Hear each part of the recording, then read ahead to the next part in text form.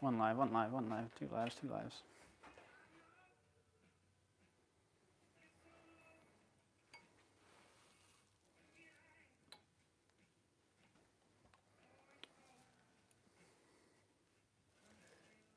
What are you doing over there? Threading the machine. What are you doing?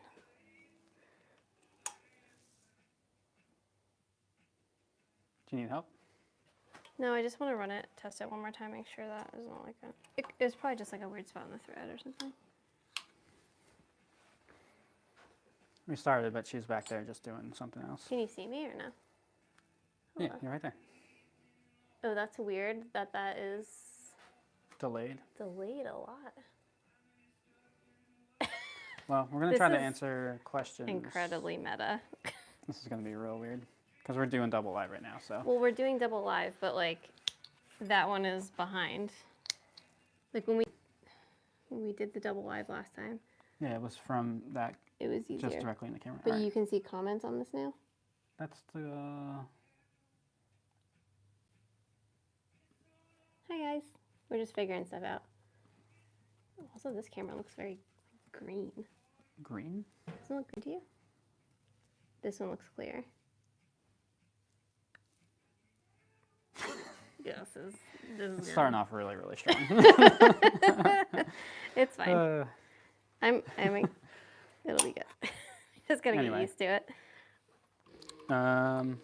Leanne's trying to figure out the sewing machine part. I think it was just a weird spot. I think it was just a weird spot in the thread. Oh, okay. I posted a blog post yesterday of some of our Navy photo shoot photos, so you get to enjoy those. And hopefully we'll be planning our next photo shoot for like summertime. Everything has to kind of bloom first, and then we'll get I'm out into sure the field everything is something. very bloomed. I'm like just more petrified of the ticks. Yeah, I mean, I think I feel like in 2 weeks, it'll be like ready for photos. That's true. Nature will be. Nature's ready. I can turn this one around if you want. Well, turn which one around? This. No, I need this one because it's like... No, the other one. Oh, yeah. Do that? Yeah, I think that would be helpful. Because then I don't have to look at the computer. Okay. Yeah. So you talk to them. Okay. Hi, guys. How's it going? Hi, guys. Okay, so it's going to be... So if I'm looking at that... You just look at what it is. That's set up so that you don't have to worry about it. Ignore the computer, right? Okay, got it. Sorry, guys. We're doing too many things at once. We're trying to do a live on Instagram and a live on YouTube at the same time, which will be fine, and we just like work out the kinks a little bit. Can everybody hear me okay? I guess you guys can. We run into a problem. You gotta turn this, yeah. But I'm also hooked up. Do you want me to just unclip this? Oh, jeez, no. Okay. Oh, yeah. Yes? There you go. YouTube's getting it. Do you need my hand? No? Everything's under control. We're totally fine. How's everybody doing? We are trucking through orders right now. It's been super productive this week, I feel like. It feels that way.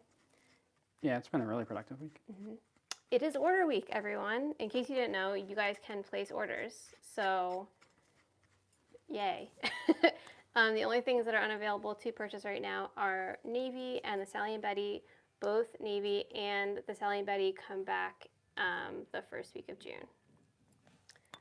Do you outsource photos or take them in-house? We take them in-house. Nick is our photographer. Hi. He does all the photos, and I unfortunately am the model for everything. Hopefully that will change one day. All right, hopefully this is not... We even set up ahead of time to try to make this work. Yeah, we did. But that's what happens. We tried. Sorry, YouTube. Well, that looks better, though, at least. All right. Can you put these closer together or no? Will it be in its way? Oh yeah, it's That's in the its way. problem. They need to be on other opposite sides. That's true. That's fine, whatever. If you don't get clear eye Now you contact, can't see that's the why. top of my head. But where are these comments supposed to show up on that one? Here. See? Oh, okay. Cool. You I love live this live feed. Yeah, you're welcome. How's the ordering process working out? Do you think it's a long-term thing? We'll get there. That is a really good question. It's working out great, to be honest with you. We did like bite off a little bit more than we could chew with the pre-orders for the Sally, Betty, and Navy kind of all happening like kind of at the same time. Plus we had spring break and we Spring break? took a little vacation because Wes, We didn't take like we went away for like 3-4 days. a weekend. Like that was. Yeah, but that for me, We took a normal amount of time off, you guys. yeah. No, And then I Wes know. was home, so it was like It was slow going. Right. It was that Wes was home. There was 3 days we were not here, Mm-hmm. and it kind of got us off track by like a weekish. True. So I kind of feel like if spring break hadn't happened, it probably would have been fine.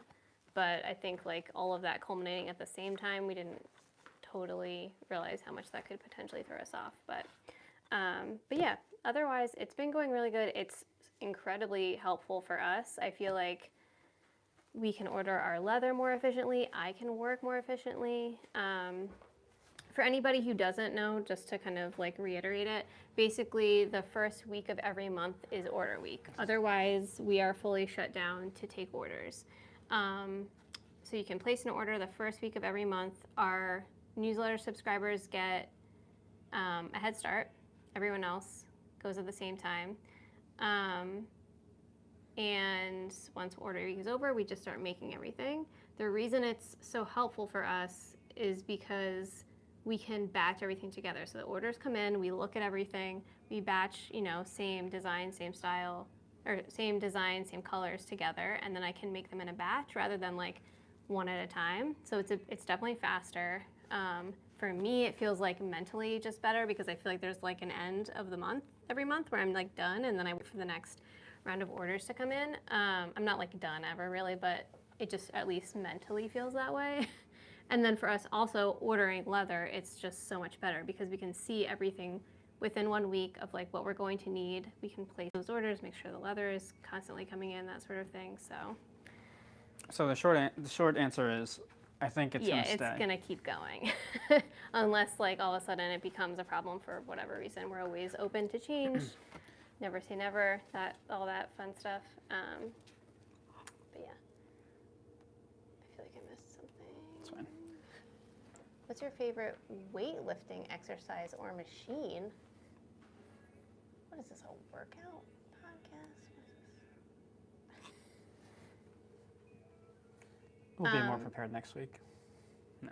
maybe not. Workout-wise, I just run. That's a Daniel question. You know that, right? Yeah, I know. Okay. Because he's ridiculous. I do that rolling pin thing. Mm-hmm. It's not a machine. It's literally a wheel with It's a your simple handles. machine. Yeah, I guess it is. Is it hard to plan finances when you have income coming in only 1 week per month? So, no. It's everything is like front loaded. yeah. So that helps us actually. Instead of getting orders like throughout the month, they all come in at once. So that helps us to plan. Definitely, rather than it just like trickling in whenever an order comes in. We had some reservations in the beginning because we weren't sure if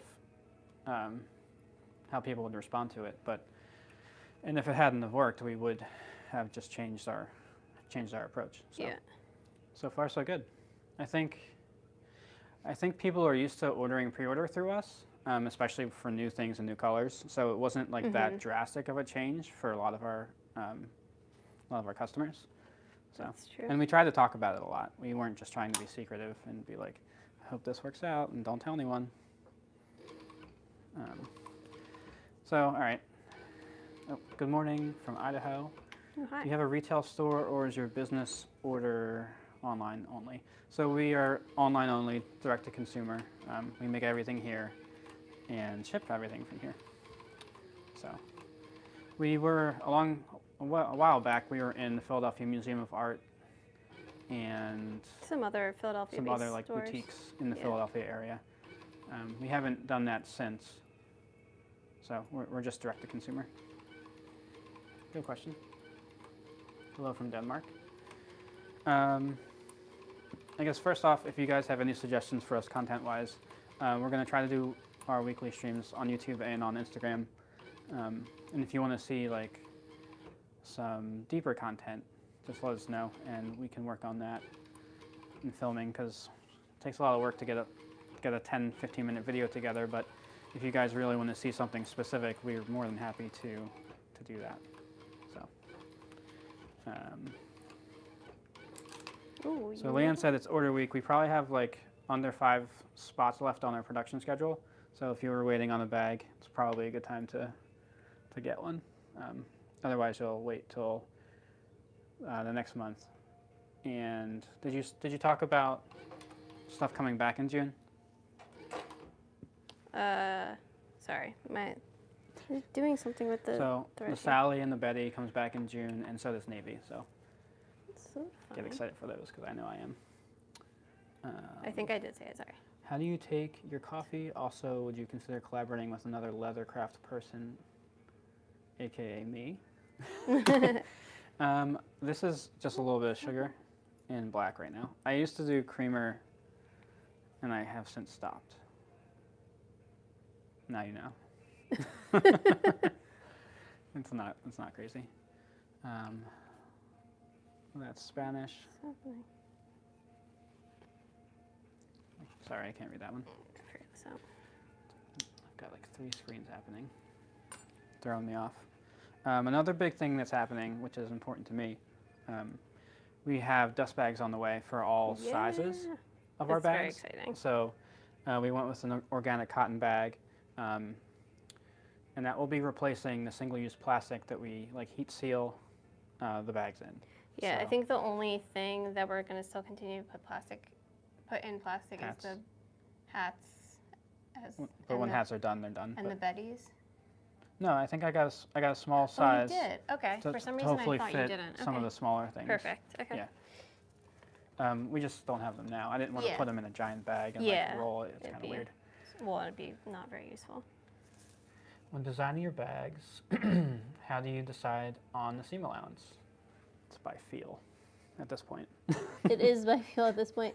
Can you get it on camera a little bit? Yeah, I'm sorry. I just need to It's fix. like working, and it's not really helping out on the The live. machine did something really weird. I don't understand what happened. I'm just trying to fix this really quick. I think it started at a certain size and then like got a little bit thinner Yeah. I over agree. time. The Lumineers or Mumford and Sons. Oh, geez. Probably Lumineers. What ounce are your bags? About 4.5 ounces for the body, and then the straps are 10 to 12. What's wrong? I don't know what the machine's doing. It like What's- broke my thread a bunch of times. It's so totally fine, and all of a sudden it was angry. Maybe I need to rethread it again or something. I'll just do that. I'll do it. Just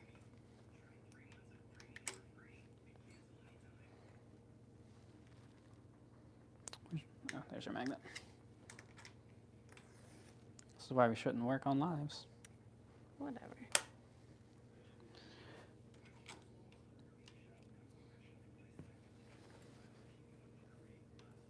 I told you didn't have to do it. You can come back here. Come back.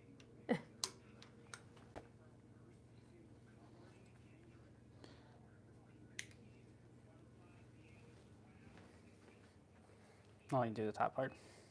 Okay. Because you have a specific way you like to do it. Yes, I do. That's why I told you to stop. We're going to be discontinuing a color, Yes. but we're going to tell people only through the newsletter. Correct. We're going to try it out, because we're always trying weird stuff. We do try the weird stuff. And that'll be after summer, so that probably is a hint to what color might go away. Thoughts on batch orders versus collection drops? I think they're both can be successful. I know a lot of people do collection drops where Yeah. they'll make stuff beforehand and then what they make is what they make and that's it. I think they're pretty similar in how they function. Right. One is just like at the end and one's at the beginning, kind of. Yeah. For us, it's just, it would be hard because we have like about 12 designs. So if we have to have enough made ahead of time, that's just a large commitment of time and effort. So I think for us, in order to get the bags out in a timely way, Well, this is how we have to do it. The other part too is like, I kind of think about it like having inventory or not having inventory, and like making exactly what is needed. And I like that idea better than having like a bunch of backstock that's like sitting there or something. I want to make people exactly what they want and get it to them and get it in their hands. I just think it's more efficient and like somehow it feels just like better to do it that way. But I think either way you do it it's is less totally wasteful. fine. That's exactly it. Like not that it would ever be wasteful because eventually you would sell whatever backstock you have. I'm Well, sure. it's wasteful of our time resource, which is Yeah. limited right now. Yes, I guess that. Yeah, exactly. Collection drops are super hard for sized products. Pre-orders are the way to go for apparel. Yeah. So yeah, especially for like for you making jeans. Oh yeah, definitely. pants. Sorry, I'm off camera. I didn't realize how. I know she's off just I like was. not on camera. She doesn't want to be on camera today. I don't, or ever, really. Yeah, you think I like this? What am I doing here? You're doing great. You look wonderful. I got a haircut. No one You even did. asked. So right now, Leanne's working on finishing up Sienna Greta, and she has 2 tan mini Boweries on the bench. table. Yeah.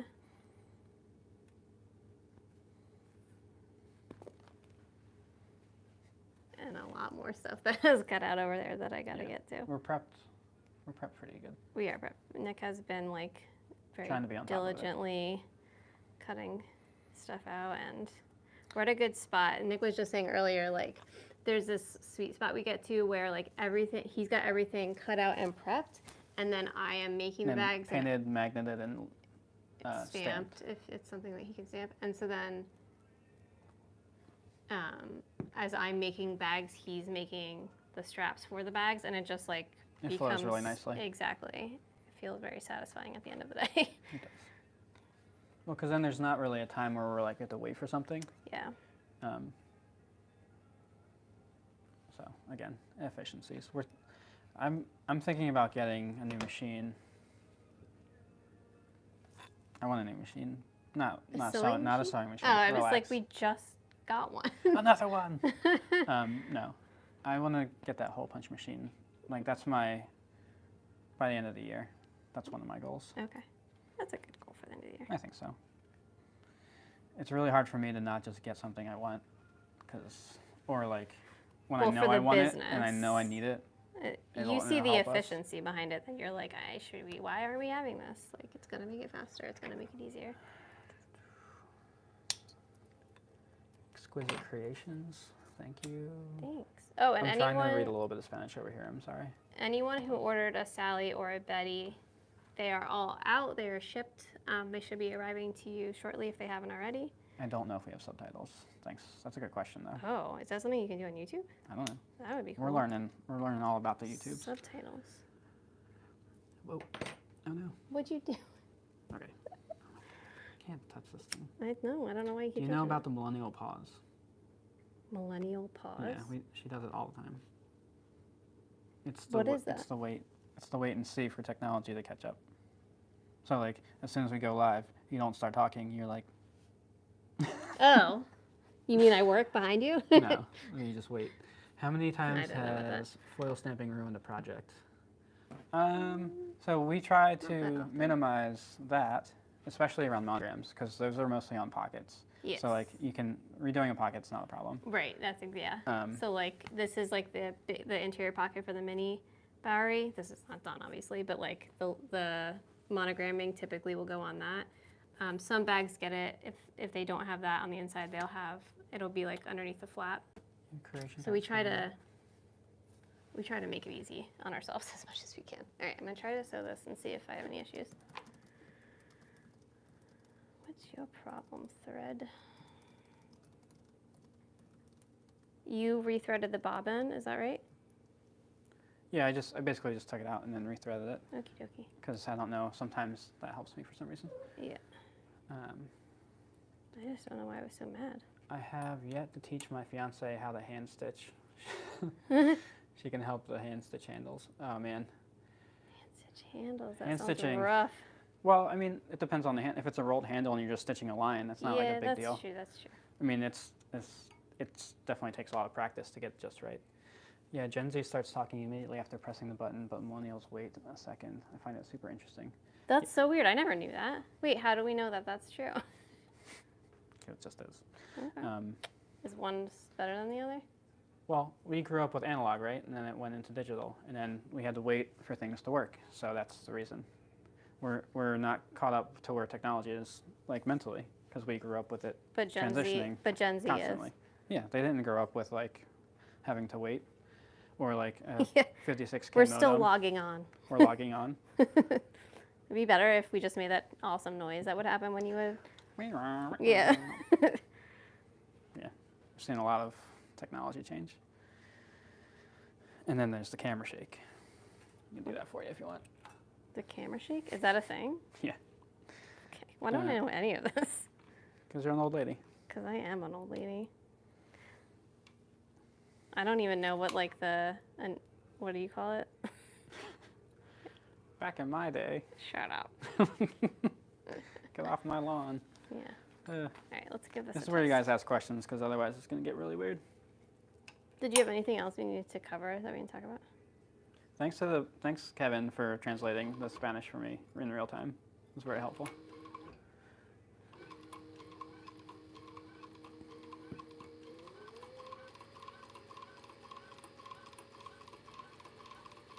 See if there's anything else.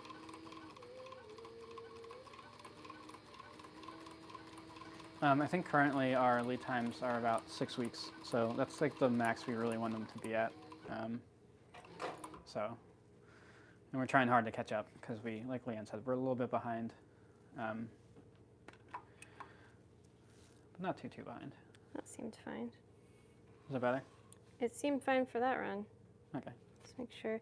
I'm seeing that there's like a small. Do you look at this thread? Do you see how there's like this little kink, and you can like see it every so often? I'm wondering if that's you're at the end of the thread too. Not really. I'm like halfway through the thread. Well, you're towards the end. Yeah. We can use that. We can always use that one for bobbin, and then just do it the other way. That's true. If it gives any more troubles, How do you choose which bags are available to order each month? So that's a good question too. So all the bags in every design should be available except for anything that's new, basically.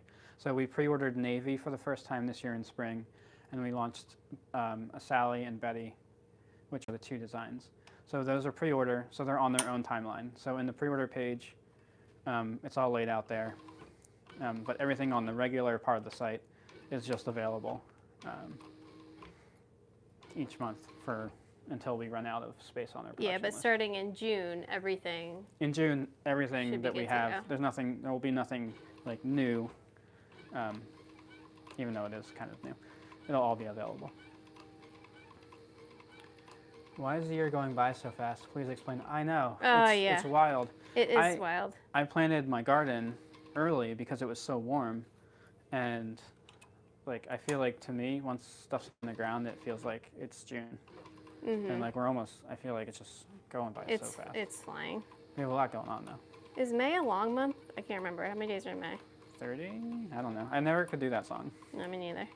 I feel like I was sick the day they learned that at school. What types of leather do you use? We use a vegetable tan bridal leather. And then we also have a latigo that we use pretty minimally.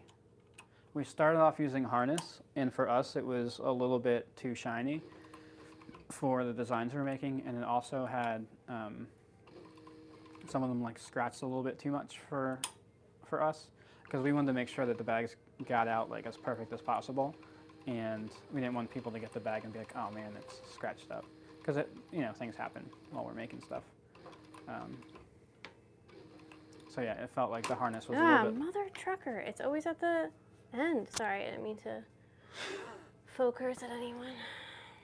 Why is it doing? All right, we're gonna switch to the other. And just like you said, just use that So for this is bobbin. real time mistakes happening. It's fine. It's solvable.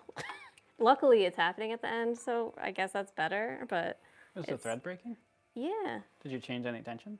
no, it's. I think it's because there's that little kink in the thread, the thing of thread, like I showed you. Oh, I thought you changed the thread out. I'm going to. That's what I just said. Come on. Just frustrating. Yeah.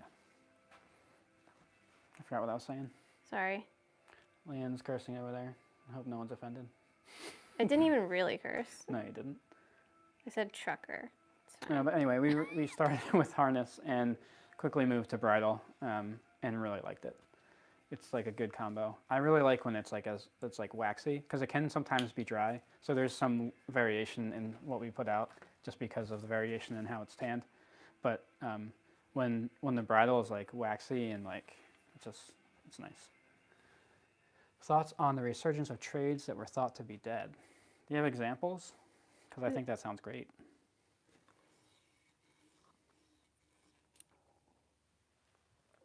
I mean, people probably like.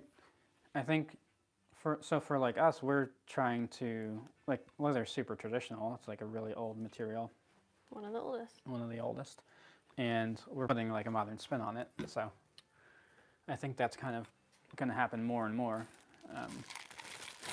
Especially, I feel like technology, whether like 3D printing and that kind of stuff, like makes us think differently about materials. So it makes you come to older raw materials and consider how to do them differently too. How do you feel about brand relaunches with new products coming soon and many updates to existing product lines? The past few years, it feels like a good time to reset and update direction. Yeah, I mean, it's a big commitment to rebrand your brand and relaunch. But if you feel like you've grown and the distance from your old brand just feels too large, it definitely makes sense to rebrand. Yeah. Branding is so important when it comes to any business, really. Yeah. So if you feel like it's off the mark, I do think it's worth.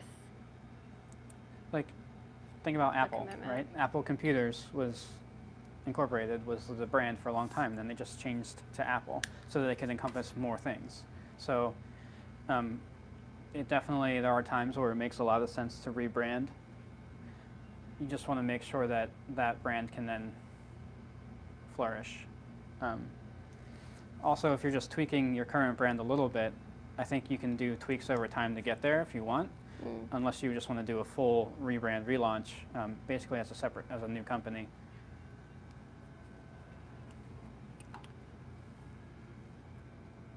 But yeah, that's a lot of work to do that. All right, let's try this now. And there's nothing wrong with trying, like doing some of the work and then realizing that's not right, or or realizing you love it and want to go that direction. Like cobblers and saddlery. Saddlery? I mean, like saddles. Yeah, no, I know what it means. I don't feel like it ever disappeared. I think they it never just... went away. I think, there's definitely less cobblers, for sure. Yeah, that is true. I have a feeling as like the old timers, especially like in saddlery and cobblery, Cobblery? want to train people. Like it's just going to be, if they want to keep the craft alive, they have to teach. Like saddlery is like a whole thing. It's like it's a deeply whole different difficult art craft. And to me that requires like actual apprenticeship and learning. Okay, sorry. All right, I'm going to call it that it was the kink in the thread, which is frustrating, but hopefully that's solved. What product do you use for finishing on your leather? Is it for the shine or waterproofing? Both. They're not shiny though. So we burnish. We cut, bevel, burnish with water, and then apply a paint.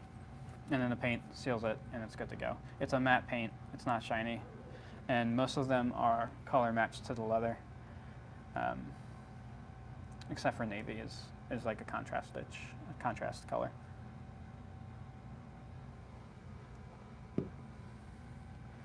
How long did it take to get to the point where your business became more than a hobby? Ooh, still on that road. No, Sometimes it feels that's that not true. It took several years. We kind of slow rolled into our business. It was way. Oh, I see. a side business for quite a while, and Yeah, it was our side hustle. We both had full-time jobs. yeah, because we didn't want to we were trying to minimize risk the whole way because we had good jobs, but we also had a passion to do something else for ourselves. And it took us from 2017 to like 2020. Yeah. I So, feel like, like to 2020 is when it started to really take be off. or feel like it was our business, and that the potential was much greater than just to be a hobby. Yeah, I agree with you. Because we're people that like to make stuff anyway, so like it's gonna sound weird, but like we probably would have just been happy making stuff I mean, I just probably to would have. just to make it and to learn. But this one kind of stuck, and yeah, it's been a lot of fun. So at least 3 years.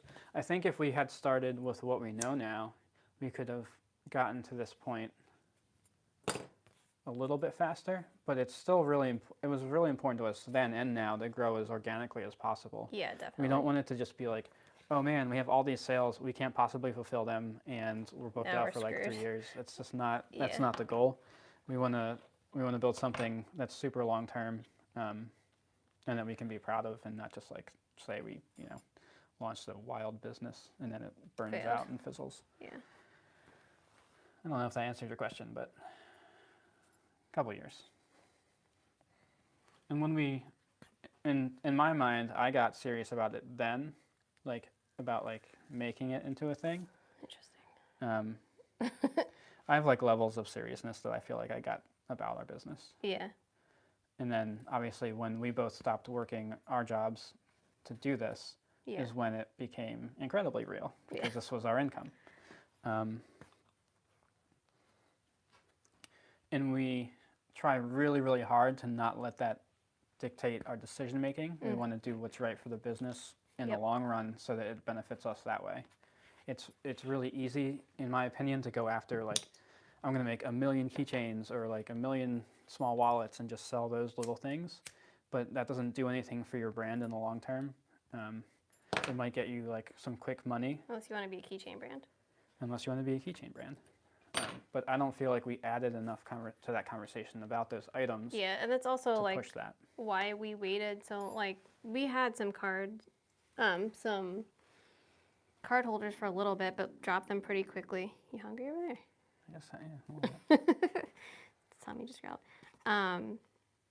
But then we kind of quickly just dropped them until we just launched the Betty, our latest wallet, because I just felt like it wasn't, like Nick said, it wasn't adding to the conversation, and it didn't feel like it was necessarily like, obviously this is a Hemlock and Hyde wallet, It's hard to be without passionate seeing the about logo. making keychains,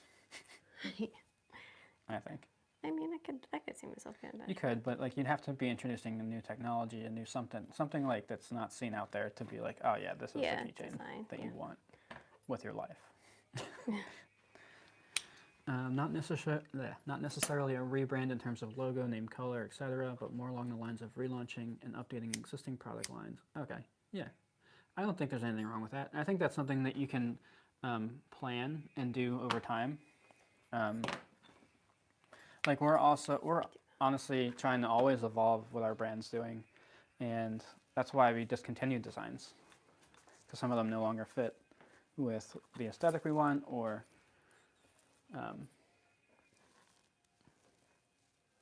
they no longer fit with the aesthetic or the brand as a whole.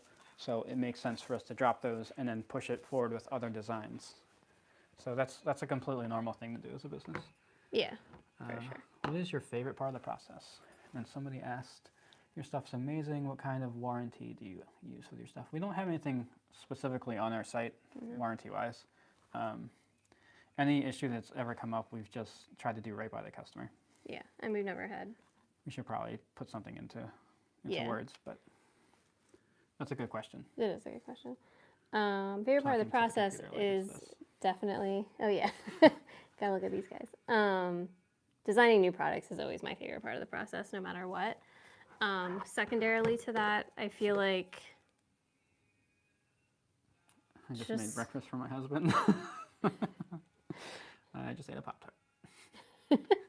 I feel like just getting, I actually enjoy batch making. Something Yeah, about you do. that has become very satisfying. But truly the best part is making new designs to me. Luckily, we enjoy opposite parts of the business Yeah. because it works out really well for Yeah, us. people ask all the time, like, what's it like working with your partner? And it's like, for us, it's fine. We communicate really, really well. And luckily, like Nick said, we are each Doing different things. Yeah, exactly. It works. Did you wait until you were making the same amount of money before you quit your day jobs? Ooh, So no. so no. But we had to see the potential there for that. Yes. Let me try to word this.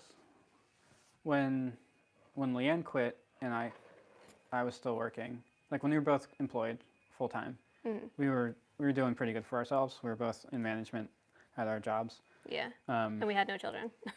So when we went down to one income, which was mine, we had to make a lot of changes to our lifestyle, which was totally fine. That's what we chose to do and wanted to do. And then again, when I left my job for this, we had to make some lifestyle changes as well.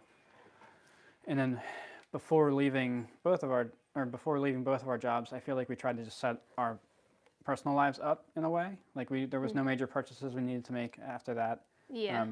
Before I left, we were in this house. Yep. And had like basically everything that we needed to that point. Obviously, there's maintenance and stuff, which is different, but we tried to set ourselves up each step of the way. So, no, we didn't basically. That's not how it worked. But we did see the potential to get to our old incomes. So. And there's nothing I can say to you that's going to make it less scary to leave your job to do your own thing. Yes. To be perfectly honest, I very much, what's it called? Like silo thinking. What's that called? What? Like I have very siloed thinking when it comes to certain, like I just have to put a lot of stuff out of my mind. Yeah, you don't think about it. Yeah. I do. I've been planning. But I try hard not to. I plan way in advance. We had a long-term goal about when it would make sense for me to leave my job. Yes, that is It didn't true. happen that way.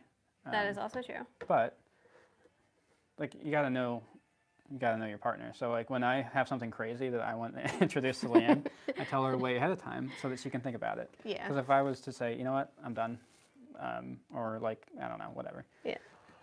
It would not go over well, which is fine. Like you need to process the Fair. information. Yeah, I've already had time to do that because Yeah. that's a decision I was thinking. Yeah.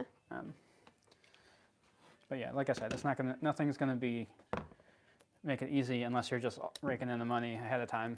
Right, which is typically not the case. My last question, I love your hat, miss. Thank My last question, forgive me. No forgiveness needed. I bought a skiving machine. It makes scratches on the skin during skiving. Have you had a problem like this? We So don't like a have a belt skiving skiver. machine, but I would imagine there's a way to adjust the tension. There definitely is. I remember, I feel like I remember Parker from Stock and Barrel talking about that at some point. You might want to look up your manual for that machine and see, or call whoever you bought it from and ask them for help because they'll definitely help you out. We manufacture leather products. That's cool. When do we get a preview of the men's bag? I need something to match my wife's Charlotte. Daniel, relax. Oh my God, I haven't been at the sewing machine. He's got it cut out.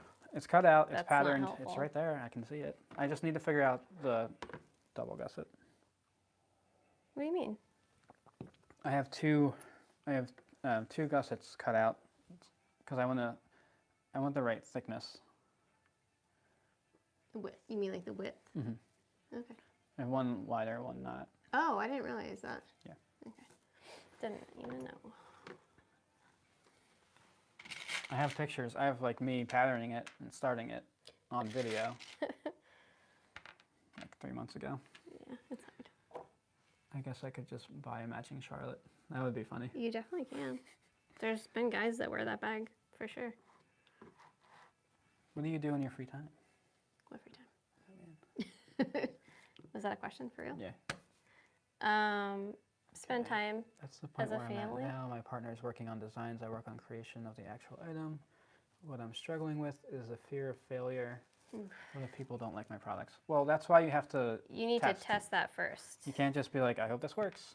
So when Leanne left, we had some successful markets under our belt. Yeah. So people had seen our stuff, they liked it, they bought it. And to be clear, so we started officially started our company. You could buy things from us on our website, August 2017. I didn't quit my job until July 2018, so about a year later. But we'd been working on it since 2016. So like a year Yeah. lead up, a year working on. Well, I we quit didn't my launch from job. scratch. We had a we mini had- collection basically ready Right, to go. and we had our collection. We were doing shows, having success in that. You need the stand. Like, I'm sorry. right here. Is my stuff in your way? Is that the problem? I think it is. I think, or I know. It's in my It's way. definitely in your way. Actually, this doesn't even need to be here. Get it out of here. Much better. So yeah, we had success before I ever quit my job. We did shows. We were probably doing how many shows a year? Do you feel like we were doing? 6. Yeah, It wasn't a lot but because it was. and 'cause that we were was- both working. We were testing it out. yeah, and that was where the majority of where we were getting our money from, though, was doing shows. And that, to me, like, is always going to be my advice, is that if you are able to get into, like, maker shows and craft shows, that sort of thing, to get your work in front of people in a really low risk way, I would definitely suggest that, because you can literally see the reaction on people's faces. You can watch them pick it up. You can have a conversation with them, ask them questions. There's just so much you learn by doing those. It's really, really, really, really important to not base it on people saying, "Oh, I'd like to buy that," or like it's And just friends and family. And friends and family. Base it on strangers that buy from you. That's sales. Like, Yeah. Base it only on that. If that doesn't work, you need to ask yourself why. Are you at the wrong market? Is this the wrong customer? You need to ask yourself like how you're branding and where you're positioning yourself within the market, and if there's even space for you. So they're not easy things to answer. No. Yeah, that's really hard. And doing that, like, I'm trying to think, like, when we started, I don't think I really had necessarily a fear of failure, because it was just like, Well, we'll see what happens. yeah, like, we had our full-time jobs. We have this leather. I mean, we made investments by, we purchased our sewing machine. Well, our time off from work was working on what we wanted to do. Yeah, which is this. and to be perfectly honest, like, we didn't have kids, so like that just made it a whole lot at that easier. point. Like if I had Wes and we were starting it, that would be very hard. Well, don't forget, people thought it was crazy to try to do a business like at that point anyway, for like having a kid and then doing it. Yeah, I mean, it wasn't Everyone's easy. gonna always think you're crazy. I mean, I'm Because crazy. most people don't start their own business. And it's hard to explain. It's really hard to explain what it's like Yes. to someone who's only held like a job. Yeah, and even like just as like a perfect example, like our families very much support us, but they still think that we're crazy. Like when we decided to change our ordering system to go from like being open all the time to just 1 week a What month. are you doing? Everything's gonna It was explode. very clear from the expressions on people's faces that they were like, "Why would you do that? It's a terrible idea. Why would you do that?" And it actually doubled our sales. So Good thing someone reads a lot of books. yeah. And that's the other part, honestly, for me, is like, I know I worked in fashion for 10 years. I know I have knowledge and understanding of fashion and trends and like bigger vision of that, right? I trust that in myself, as well as my ability to make a really solid product. I fully trust Nick in his ability to run a business. You shouldn't. Don't tell me that. Well, I'm just guessing. And because of that, I'm like, wee, let's do it. Not like that, but I mean, It kind of is because it kind you don't of think is. about it Yes. like on the same way. Yes. I mean, and I also don't want it to come across as if I don't think about our business, because I No, you absolutely definitely do, do. and we talk about it all the time. But if it were with anyone else, I probably wouldn't have done it. You know what I mean? I'm like a very, like the combination of how I think about stuff is like very practical, but also very, You're very Um, meticulous, practical, but like risk taker. yes. It's very interesting combination. Well, like, yeah. And I probably abnormal.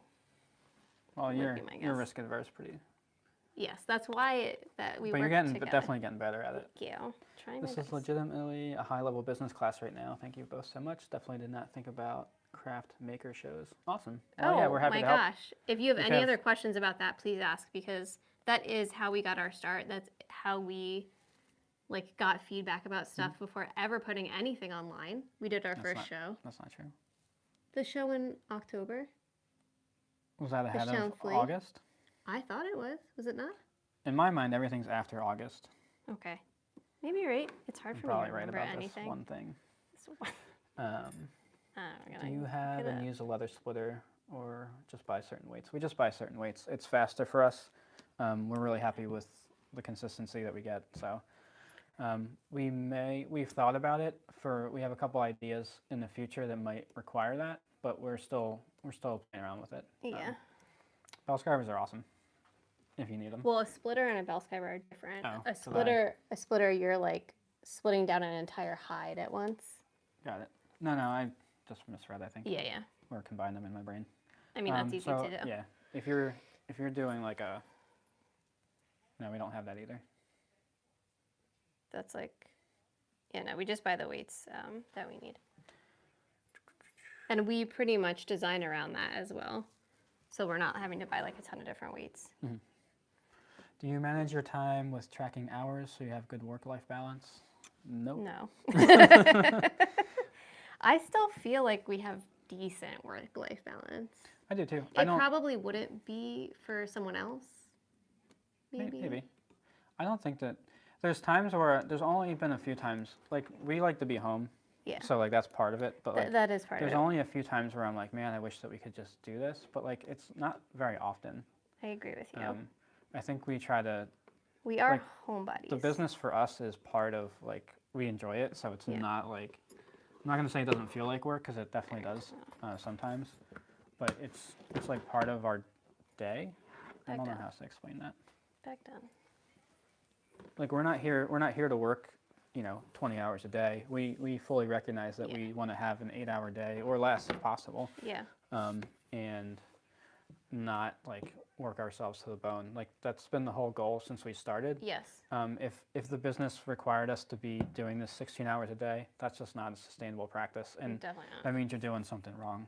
That means you need to narrow your scope of what you're doing, or outsource something, because that's just not. No one can do that for a long period of time. And if you try to, it's just you're not going to be happy. And happiness was part of why we wanted to start the business. Exactly. And continue it. It's easier said than done every time, but. And don't get us wrong, there's definitely moments where we like have to work extra, and I get, can. Yeah, we're working a little bit extra right now. Yeah, and I can burn myself out a little bit, and luckily Nick is good at telling me like, hey, I think you need to stop. Sometimes I don't listen to him though. Our goal is still to have, we're still working towards like a 2 days off a week situation. Yeah. Sometimes it happens. It's a little harder sometimes just because, our work is right in our house. So, did you find pushback on pricing? I typically think craft shows are lower price point items. I could be wrong. So no, we were pleasantly surprised. Yeah, like once in a while you get somebody saying something, but I would say. I don't view that as pushback. If when people are buying, they're buying. But if like someone comes up and tells you your prices are too high, you're not the customer for them, or they're not your customer, and that's fine. Yeah, we've definitely had like some people scoff at the price before, but like, like Nick said, they're just not your customer. I think, and you have to, you kind of have to go into doing a show with a super open mind and like willingness to to listen. The whole point of you going there, sure, it's to sell your stuff, it's to make money, but even more so, it's to gather information. Yeah. And to learn who your customer is, learn what they like, what they don't like. Why they like it. Right. Like there's just, and to just get your stuff in front of people is just so important, whether they buy it or not. Like it's planting a seed, handing out business cards, postcards, that sort of thing. Most people will, like, we found that people will just share with us all over the place at the shows, like Yeah. their thoughts, whatever. And we're also not like salesy people in any way, shape, or form. You never want to push your stuff on people. That's not, it's just not your customer if you have to be Yeah. like, please take my thing. Yeah, I always. And who wants to buy from a desperate Yeah, person? no. Oh, I what's wrong always with it? viewed our shows as a place for us to educate people who potentially would buy from us about our product, why we make it out of a certain material, all those types of things. Also, so pricing is about perceived value of your good, right? So if no one buys your stuff and it's priced wrong, the perceived value is not there. And like you always have to be asking yourself why. Like, what about this isn't working? And you got to get specific. So is it the way it's constructed that's not allowing you to price it that way? Is it the finishing that's not allowing you to price that way? Is it the actual raw material? Is it you're in the wrong market? Like, there's a lot of different reasons for that. But if you find yourself in front of the people that are supposed to be your customer and no one's buying, like, it might be a saturated market. It might be all those other things wrong with your product. Like, a phenomenal product to me is like the bare minimum you have to do. And then how you present that is like really key.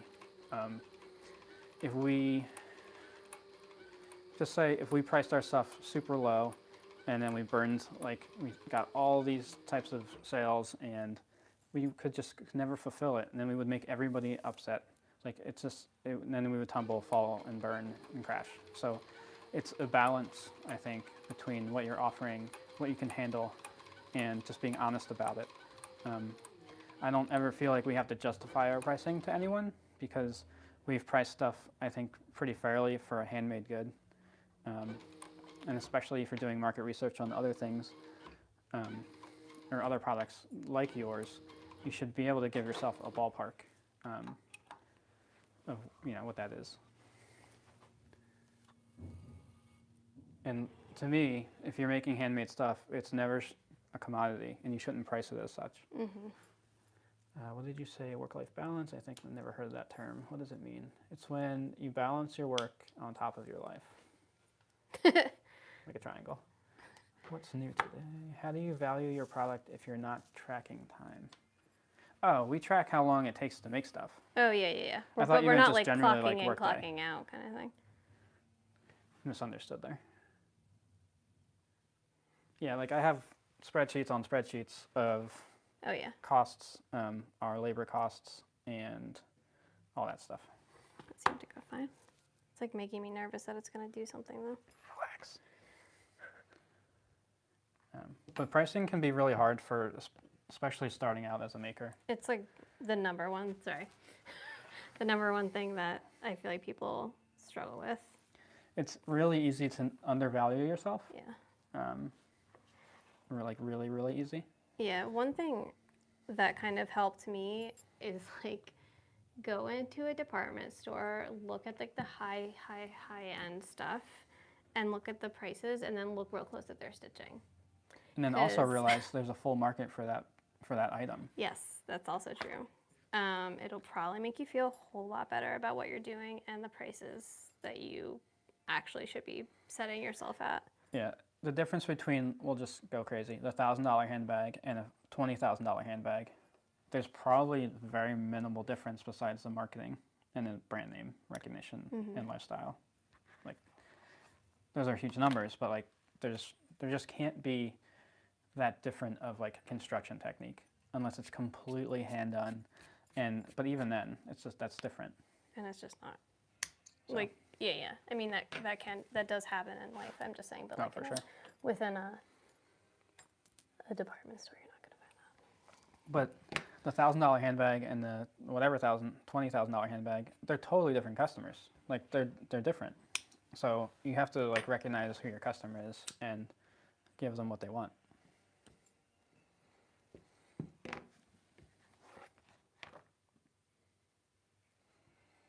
And the funny thing about like the really high-end customers is like they're not like on social media. They're doing their own thing. So it's harder to find them. That is true. That's why you want to build like a community and attract people to your business instead of trying to like just search for them.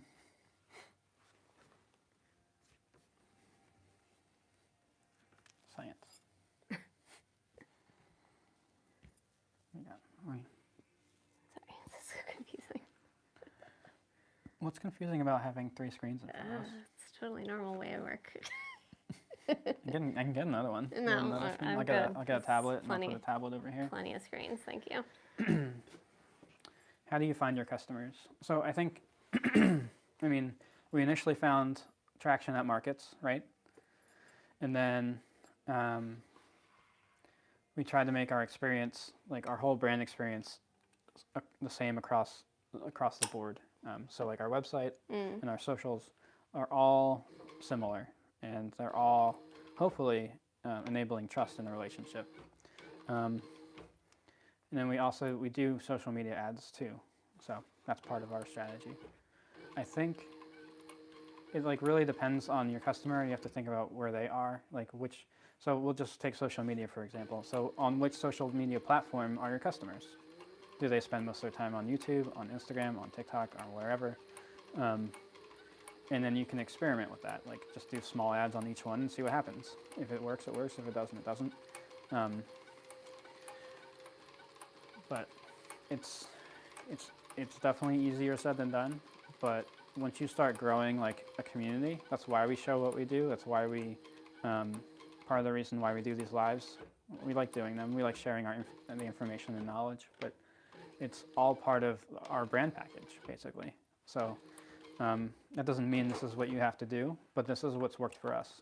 When the pandemic hit, Leanne decided to start doing live streams every week, and we basically haven't stopped. It was every day. Every day in the beginning.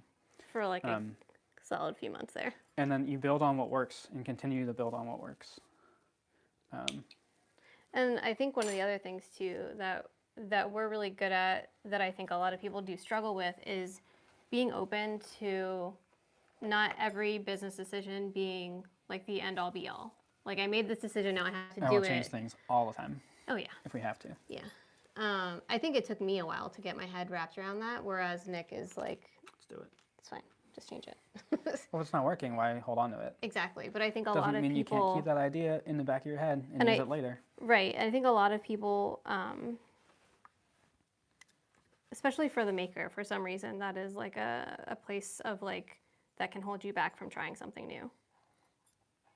Well, you know, you commit to making something and you love it and you want other people to love it, but not everyone's going to love it. Yep. All the time. How did you feel moving from markets to online? It kind of happened by itself a little bit. It wasn't our decision. We started getting sales and more sales online. Especially and then through the pandemic. Yeah, and then it was pandemic, so we didn't really have a choice. Like we couldn't be in front of people. Yeah. Not in the same way. Yeah, I mean. How long did it take you to build your equipment to the point where you had everything you needed to create your products? Did you buy everything you used? That's a great question. Did you try restoring anything yourself? So I'm not a mechanic, and I don't feel like I'm super mechanically inclined. So we chose to buy most things new, especially a sewing machine, because I did not want to have problems that I couldn't fix. Our first major purchase was the sewing machine, the Cobra Class 26, and then we got a burnisher. But we really let the business kind of tell us when we could do certain things like that, like buying new equipment. And to me, with those two tools and some hand tools, you can pretty much be at the point where we're at. Yeah, it's just way more efficient when you get other tools. So like the clicker press. Before we had the clicker press, we hand cut everything out.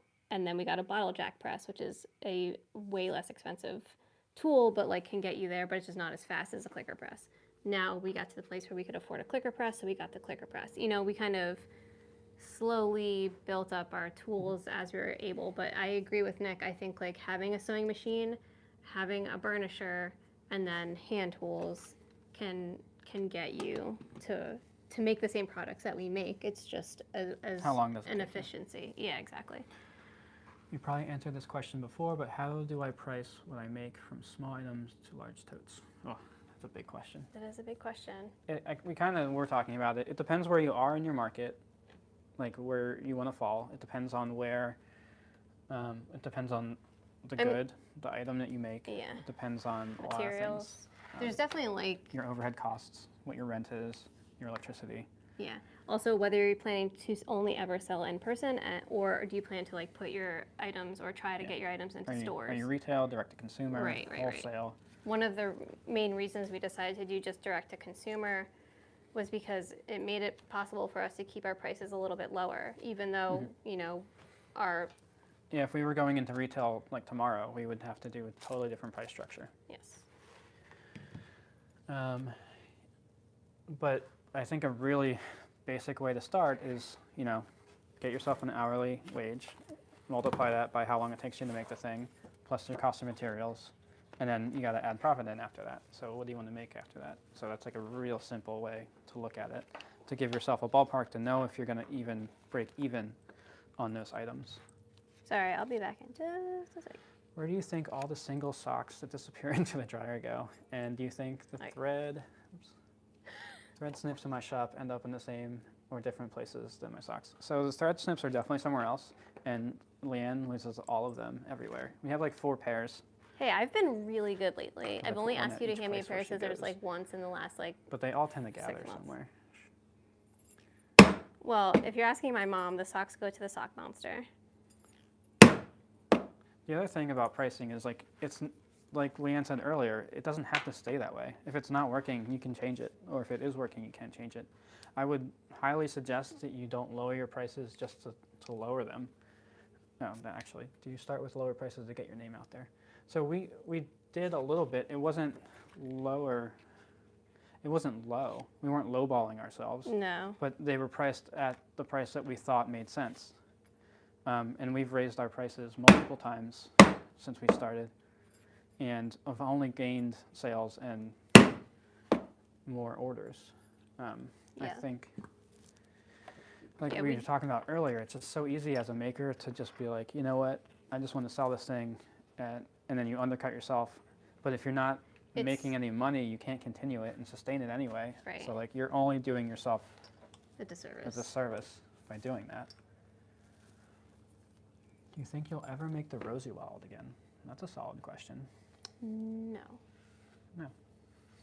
But you can make it. We do have a pattern. We have that as a pattern that can be purchased on our website. We kind of, the Sally convertible crossbody bag can grab that is really basically, it's a wallet that you can wear. Different than the Rosie.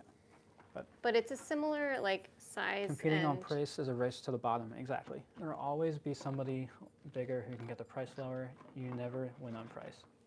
I couldn't agree more. So if you look at those big companies and then you just can't compete that way. So what can you compete on? Ask yourself that and then do that. So this is the Sally wallet that came out. So this. Hence, its customer service is a huge part of it. Yes. The strap comes off really easily. Just slides right out. So it can just be a long wallet that you put in a bag. But the front has 3 card slots. You can put definitely more than 1 card within that. Then you've got a zipper pocket. You can only live with 3 cards. Zipper pocket and another open pocket at the back. And it's fully lined down the back with like these super satisfying magnetic closure. That's like, I never have to look at it. It's my favorite. This would stay. And then the other one, I figured I'd grab it while we're talking about products. The other one is our Betty wallet, and she will be back. Both of these will be back in June. This is the Betty in navy. Wow. This is the wallet that I use daily. You've got 2. And this is navy, even though it's hard to kind of tell. It's hard to tell. Sorry, and I'm like totally panning to the Instagram more than the YouTube. But it's got 2 holes. I have like, I counted like 14 cards in this, and then I'll fold up like, a couple 20s and stick it in there. 14 cards for all your memberships. Got library card. Got insurance cards in there. I don't know. And this is made of our milled leather, so it's got like on that. holiday, I drove through texture. Pennsylvania. Well, hi. Anyway. See what this Sally. Oops. Any Jesus. Any Now good you know how it leather feels. supply stores I should try to check out while I'm here? I'm near Vegas. Well, there's a bunch of places, but not near Vegas. What? Leather supply stores. Yeah, I'm sorry, we're not familiar with that area. I mean, like Tannery Rose in Chicago, I don't know about anything specifically in Vegas. and like stores to go to. I'm sure there are, but Yeah, I wish I could help you better, but do you use other leatherworkers products to as a pricing gauge? Of course. yeah, I think it's totally fine to look at other people that you want to be like or emulate, or like you want to be in that realm, to look at their prices and make sure you're not far off. We definitely do that. Yeah. You don't want to just like copy someone's price structure, because what they do, again, like all the money that it takes for you to run your business is most likely very, very different than how they run their business. Yes. So you might be in a spot where like your rent's crazy high, so you just have to have a more expensive product, or like your quality is different, so it just has to be different. Complex versus simpler designs. Simple designs, it's like a trick. It's like Yeah, or things they're that hardest to appear make. simple are more complex to make. Yes, agreed. Any tips on navigating when you disagree on business choices, or a husband and wife team too? It does depend great on question. that is a great question. It depends on probably what you're disagreeing on. Just always remember you're in it together. It's not about winning. It's Yeah, not you're about, not against It's about each other. pushing the business forward, which is part of both of you. It's never about. Usually disagreements are never about the actual thing, right? So. Well, they can be for business, but like you have to ask yourself if you're trying to negotiate to win, or like to do the right thing for the business. And sometimes like we just have to do things that maybe don't make sense. If like Leanne or I are really passionate and want to do something that the other disagrees with, most likely we're gonna do it and try Anyway. it. We're gonna do it anyway. I feel like this So- is very directed at me. So like you might as well try it and see if it works. If it does, great. If it doesn't, just be really open about knowing that it's time to scale back on that and try it a different way. It's not always easy, and like you have to know each other. Like I know that she's sometimes terrified of some of the crazy ideas I come up with because it involves more risk, and knowing that like how I approach her about risky things is very, very different than how I would approach someone that's like, yeah, let's do it, come on. So, how did YouTube affect your business? So we're trying that out. We have like, I don't know how many followers on YouTube, like 38,000. So we have the most on Instagram. So we probably spend most of our time on Instagram, but we want to try to do some YouTube stuff. I like the idea of making helpful videos, and we're very, very open to what that is. So, yeah. We think it's important to also diversify on platforms so that you're not just reliant on one. It can be hard to do that, and I think you should be really good at one platform first and then move to another one. We probably should have been doing the lives concurrently the whole time, but we just figured this out now. So, other than that, I think it's gotten us, like, I'm always interested in questions, what people want to know, and how we can help them. And YouTube is definitely a good place for that. And I think it's like a different way to stretch like photography, videography, and to stretch what we do and share with more people. Your openness and help is amazing. Thank you so much for being available for questions. I appreciate it. You have been so helpful. Yeah, like I said, we're here to help. We fully understand that we're not here by ourselves. Like, we've gotten help from people before, and Definitely. we've learned from other people's stories, mistakes, wins, losses. So hopefully we can save you some headache. Businesses rarely fail from one minor decision or pivot. It's usually a string of poor decisions or direction changes. Don't be afraid of change. Just don't do it all at once. Yeah, that's great advice. That is great advice. I think it's also like you need a firm business model. Like you have to be making money. Like otherwise, you can't continue. And if you realize at the end of the day that you're negative or at zero, you need to pivot and change. And that can mean a lot of different things for different companies. Fantastic. That's a lot like what we do too. I appreciate it. Yeah. Running your business with your spouse or your partner is not for everybody. If you can't be okay with being wrong or be okay with doing crazy things, it's kind of taking feedback. It's hard. And business is constantly changing. So like you always want to be getting better. And like if you're not in that mindset of growth and trying to grow and continuing to grow, it can be very hard because one person wants to stay at this place and you want to go here. And like you're just frustrated because you want to keep going here. Luckily, Leanne is okay with going here. For now. And vice versa. Like there's been designs that I'm like, that's dumb. And I don't like it personally, but I'm not the customer, am I? They do really well. So. But then they are successful. So that's why I look at that and go, well, let's look at the data of success and not my opinion. Right. And even same with like the other business, like the decision to change the way that we sell things. Like at first I was like, that sounds really scary. And then I was like, well, but it makes if sense. it doesn't work, we'll just change. It'll be fine. Where do you guys purchase your leather? We get our stuff from Wicket and Craig and Buckle Guy. We use only it's all Wicket Wicket and Craig, yeah. But we purchase from both of them. Yeah, a couple of places carry Wicket and Craig, but we get it from Buckle Guy and directly from them.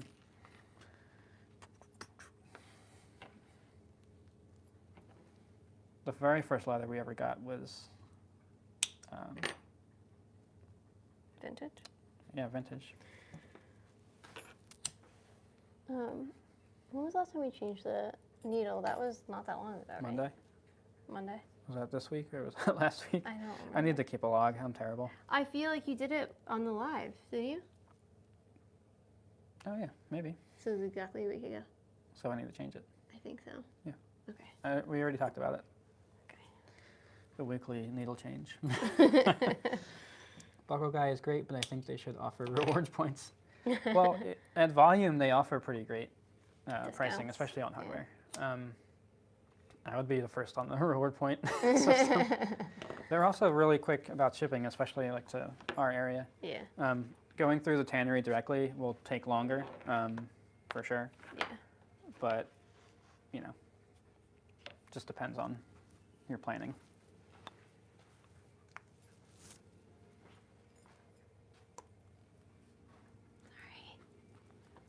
Talk to some people. Oh. Hello. Needle change. Needle change. Oh, that's why I'm talking to people. So this is the comments in there. I don't think there's anything new. Oh, okay.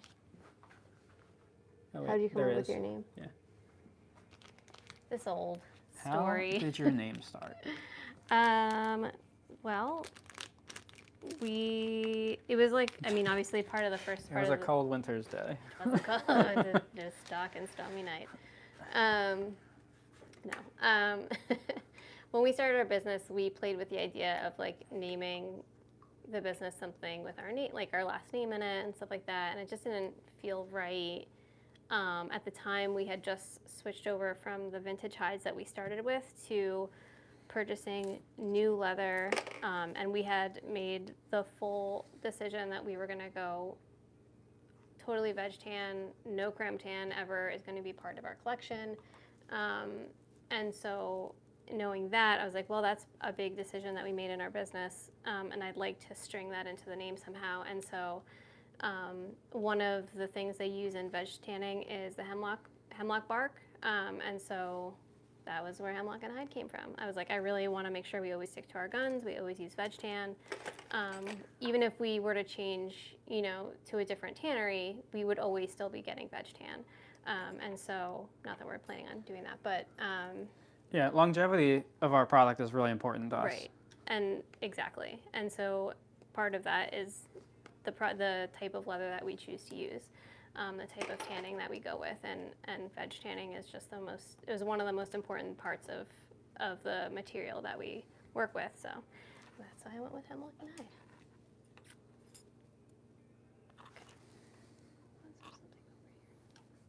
Okay. Your machine is only acting up because you're live. It's called the observer effect that's pretty accurate. in quantum physics. I believe that is true. It's the needle's fault. It is. It's either the needle or the thread. I don't know. It was a slightly kinked thread, so hopefully. Bunch of jerks. It just it didn't actually mess up, but it made a noise that freaked me out for a second. So I was like, if it does it again. It shouldn't be making sounds. I know. That's why I was freaking out.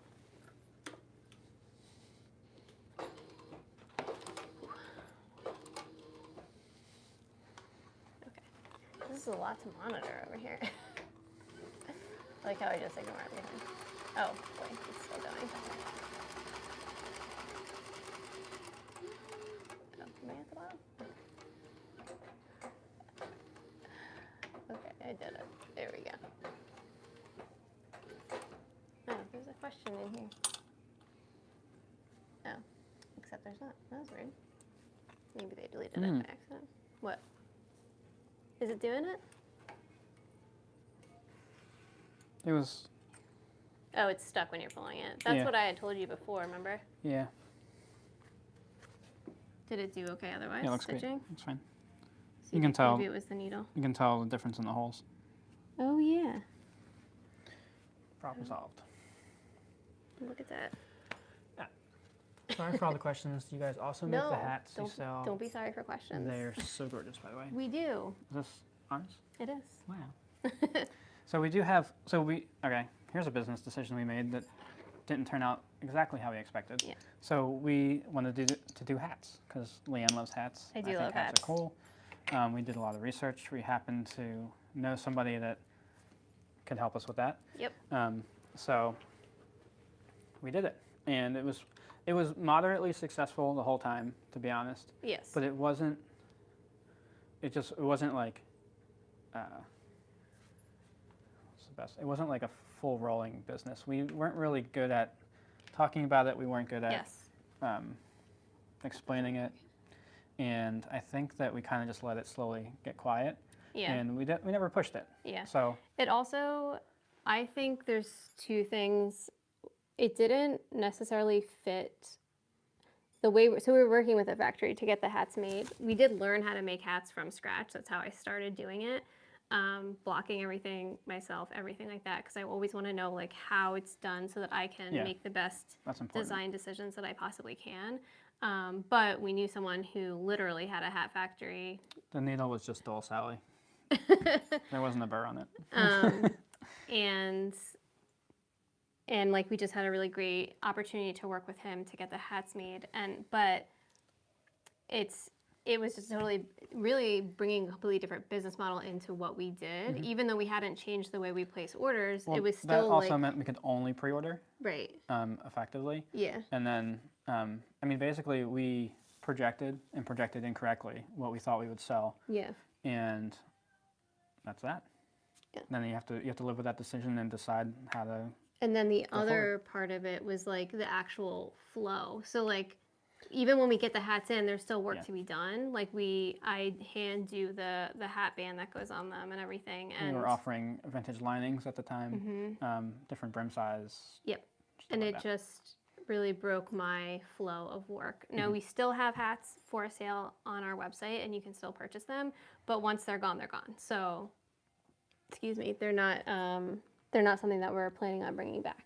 But we also felt, like you were saying, it just made more sense for us to focus on bags because that's what was working for us. Like it was easier, right? Because that's just what we're doing anyway. Right. It doesn't mean that we shouldn't venture into new territory. It's just, I think the timing, as much as we wanted it to work out, it wasn't going to. Right. And who knows? Maybe we'll come back to hats one day. Like it's totally possible.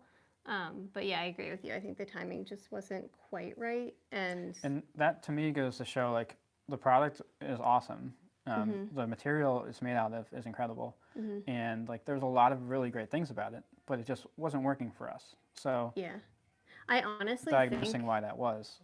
yeah. important. So like, I honestly think like one of our goals going forward is for us to get out of the basement, get our own shop outside of our house, so that we can also start to hire a small team to help us Yes. make. That's one of our goals going forward. So I could imagine a place where like we have a space outside of our home where we have a small team helping us, and like one person is like the hat person Yeah. that like takes that on. We have more space and time to actually talk about hats, because I agree with you. I think Yeah. that was a large part of like our personal failure, was just not having the time and space to communicate We're not with set our up customer. down here for doing it. Yeah. It actually just requires a lot of linear table space. Yes, it does. Yeah. And that's kind of tough, Yep. especially when. But that's also like when it's time to have a talk and be like, hey, I think we need to stop doing this because it's not working for us. And we would have to be okay with like, this is fine. Like, we're And- not ending what we're doing, we're just focusing on what we're good at. The order that we overcommitted on was a total. What's the best way to put it? Like, I think if we thought about it harder at the time, we would have changed that order. And, but it was too optimistic. It wasn't based in reality. It's based on what we wanted to happen. Yeah, And everyone can make that mistake. definitely. And like we did base it on numbers, but we were like, well, let's project differently. Let's Yeah. project higher. I think if we based it on actual sales dollars, we would have been in a different space. But I think we still would have decided the same thing anyway, as far as doing something different. Probably. Do you use double capped rivets at all? If so, how do you make sure the rivets are the right size and thickness? Often my rivets don't work right. What about your rivets don't work? So we do use double cap rivets We do. Oh yeah, sorry. to Yes. answer the question. Like falling out, because sometimes they can fall out if you're using too short or too tall. You kind of have to be in the sweet spot. Yeah.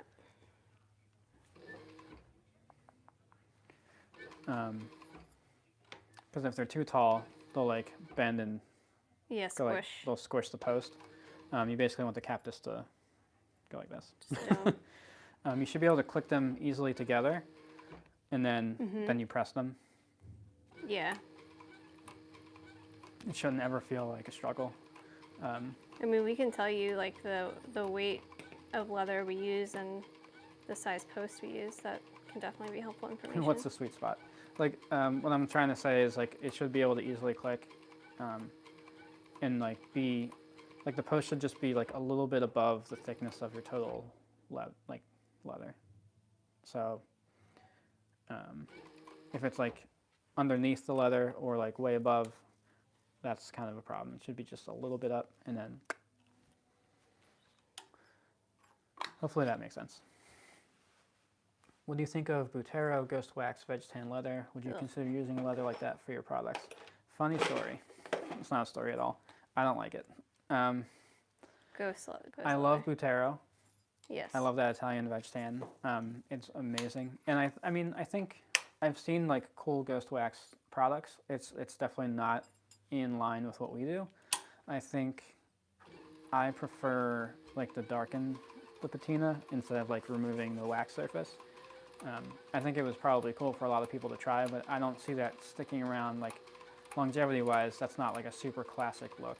And we try to balance modern and classic together so that it's not like I'm going to regret this like 10 years from now. So we try to think as long term as possible. That's a good question though. There's definitely all sorts of types of leather. There's leathers that are like stamped. There's different kinds of treatments you can do. Jack glazing, there's all sorts of stuff.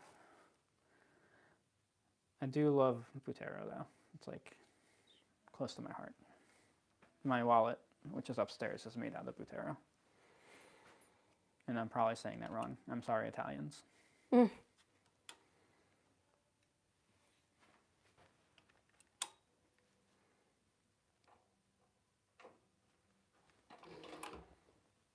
is really funny having 3 screens. It's a lot to monitor. It is. Live on TV. What do you use to edit your videos for social? Ooh, giving away my secrets.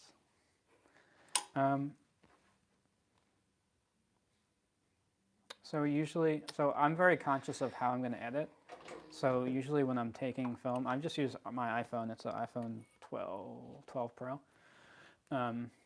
And I'm very conscious of how long of the clips I use. So like I'll do like,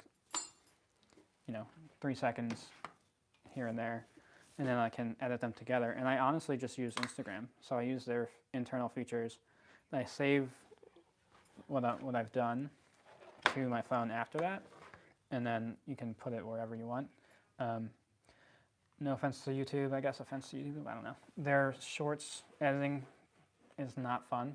It actually, I don't know if it's a mistake in their software, but when I try to scroll back far in my videos, it like jumps me back up to the beginning. So like I can't use like older, not even that old, like older stuff, which is frustrating. And I haven't really messed around with, I think, TikTok's internal one. Sometimes I'll put clips in there and let it do its thing, but I usually just use Instagram because it lets you like get the clips right pretty quickly. And like I said, I don't take like an hour-long video of Leanne working. I take short bursts so that I can put them together quickly. And I will also delete them in my phone if I know they're not a good one, so I don't have to even mess around with that. Mm-hmm. Yeah, and if I know it's going to be a longer thing, like I said, I have an end goal in mind the whole time. So it's like with the sped up ones versus, I really like doing this, but I'm going to do it more. So like the slow, like the normal speed, and then the sped up. So if I know that's what I'm doing, video, you mean? Yeah. I'll just do that with that in mind. Yeah, Nick is also very good at being like efficient Yes. at I'm super everything. efficient at most things. Yeah, so like he's not gonna have the patience to like even sit there and do that for really. It's like when I do, so that's why YouTube, like the longer format stuff, is a little bit more difficult. Like I do use the computer for that. So I'll film everything on my phone, put it all into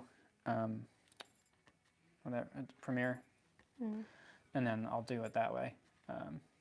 Definitely more time consuming, but I'm the kind of person, I need this to be done in a day. If it takes me longer than a day to edit or 2 days, I'm kind of like, done. I'm not into it. Yeah. Unless I'm having a lot of fun, which does happen sometimes. But it's really important to have what you want it to look like in mind. And that can change over time.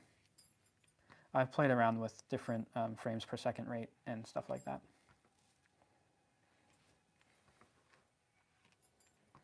Look, you're almost on camera.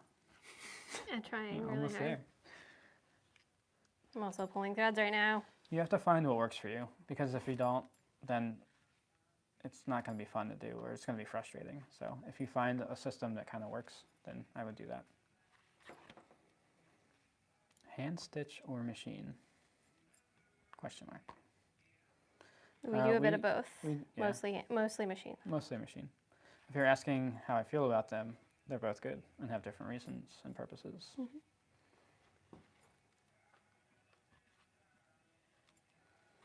I think some people can be a little purist and be like, I'm only hand stitching. Mm-hmm. But I think you're limiting yourself design-wise that way. I agree with you. I think you need to see what's in front of you and make what the right decision is. Because if we were hand stitching, going back to the business stuff, this would be a different model. It'd be totally different how we'd price things, how long it would take us to make one bag. I wouldn't be able to make the bags I make either. It just wouldn't be the same thing. What has been the biggest contributor that helped your business grow? So I view, we got press in Philadelphia Magazine. And to me, like that marked the beginning of our success in my mind. Because it was like an acknowledgement of what we were doing. And it also happened to be very good timing. It was. And we basically did our best month of sales ever at that point. And then I think that's part of it. Because it then forces you to think about your business in a different way. Like press is very important part of that. So how do you get press? Well, you do something different. What is that? And then you can start to build like your total business together that way. But I think to me that was a turning point. Yeah, I agree with you. And I mean, I can't say enough, like going to a market and getting feedback and then seeing if people want your stuff. Like that was like the biggest help. Well, and that is how we actually got, as far as I know. Yeah, and they found us there. Yeah. Like Philly Mag. It can lead to a lot of really cool things. It's And you kind also of have how to we- ride the wave. Like you can't, like you got to be prepared for the wave, and then you got to ride it. Should I do a sound of the shop video? I'm feeling inspired. What's on Nick's reading list? Yeah, do a sound of the shop. You have so many cool machines, Daniel. Oh my Do God, it. please, seriously, I would watch And that you have all a great night. speaking voice, whether you think you do or not. Definitely. And you're very thoughtful with... Yeah, you're knowledgeable, you're thoughtful. Yes. People will definitely want to see how you make your pants. Something about that Make sounds your weird. And people connect, like we're people. People want to see who's behind the brand. Like I think more and more people are upset at big companies because they're just like not following any kind of value structure. And like there's no way to hold them accountable. Like we're very like aware of what our customers want and want to keep it that way. Like we did a survey and we want to know like what you think and you know, does this align with what you want? Like we'll put out there what we want to do, but it's up to the customers to really make that decision for you. What's on my reading list? That's a big one. I just kind of impulse bought a book called Burn the Boats. Burn the Boats? Yeah, and then Pinnacle is next after this one I'm reading right now, which is about manufacturing. I cannot remember the name of it. But those are the next three, basically. Cool, I'm from Philly. What's up? Okay, I'm new. Are y'all a couple or just business partners? How did you meet? Did you convince the other one to take on the business? We met in college, and we are a couple. We're married. We have a son. He's at school right now. Yeah, we met in college. Sorry for all And the racket. How did we convince each other to do this? That's a good question. That is a good question. Luckily, it didn't take that much convincing. I don't want to say it just happened, but it kind of did. It kind of did. I mean, I made some stuff, you made some stuff, you looked at me and you're like, I feel like we can make a business out of this. And I said, okay, let's do that. It Yeah. literally is That's kind of how it started. pretty much the shortest. There wasn't a lot of convincing, I don't think. No. We're open-minded, so we just wanted to see what could happen. If we failed miserably the whole time, we wouldn't be here doing anything. We Yeah. would probably have gone into something else or changed our minds or still had day jobs. Who knows? I also worked for a small business for like 10 years. Yeah. So Our professional life opportunities yeah. helped us greatly in doing this. Like I had experience managing 300 plus people, 9 different teams, including like helping with finances, like the whole board. And then Leanne helped manage a group of Like, artists Yeah. and watch the small business succeed. Right. And I was, part of like the hiring process, training process, literally like all of, the company I think maybe had 5 designers when I started. And when I left, it was like a team of like, I mean, at least I would say around 30 people, if I'm remembering correctly. And I got to be, because I was the art director of the textiles portion of the business, I was in the meetings where most of the decisions were being made. So it really was a large part of like watching and helping to make that business grow. And I truly did enjoy so much of it. Not to mention it was in fashion. So like that piece of it is huge in what I do as well. Yeah, I think to me this is like a Culmination. culmination of like our knowledge bases combined. And I think that's part of the reason it's successful. Yeah, I agree with you. I have the opportunity to buy a console leather machine for $450. I really want the Cobra 26, but don't have the funds for it just yet. Would you recommend I buy the console for now? I mean, it depends. If that's going to last you for a long enough time, and if it's in good working order, it might be a good way to start. Is it a flatbed or is it a Yeah, it depends on the kind of console. Like we used to have a 206 Cylinder. RB5, which was a flatbed, an upholstery machine. It's fine for anything flat, but for bags, we need a cylinder arm. So it really depends on what you're going to use it for.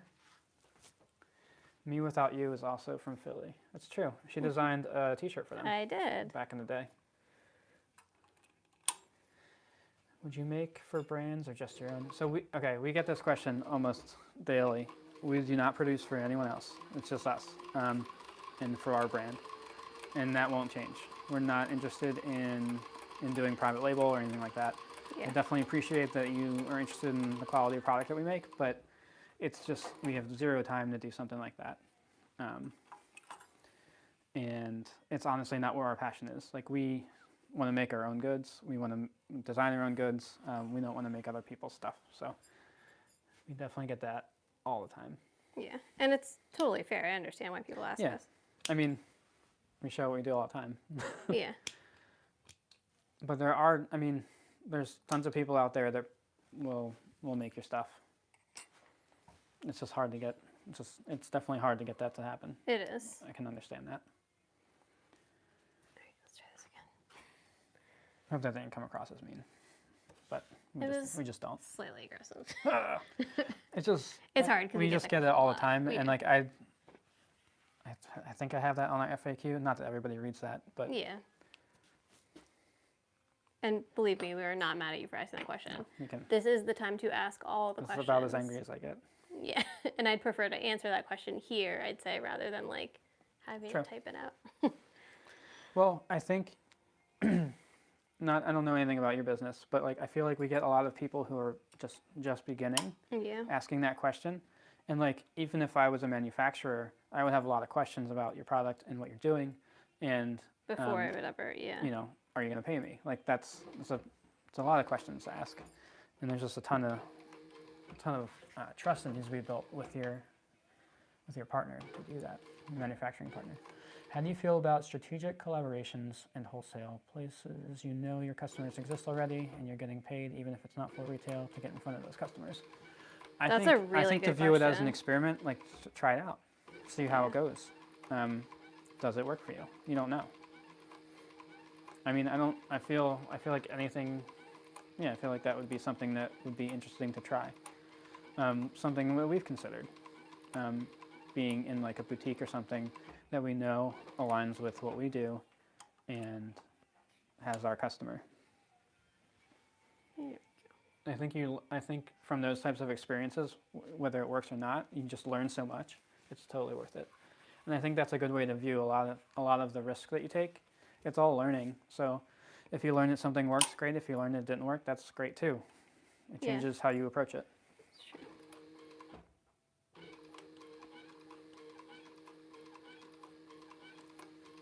Why is that squeaking? Who always does that? Oh, it's because you're going real slow. Yeah. I have to get back in those holes, so. I just oiled that thing.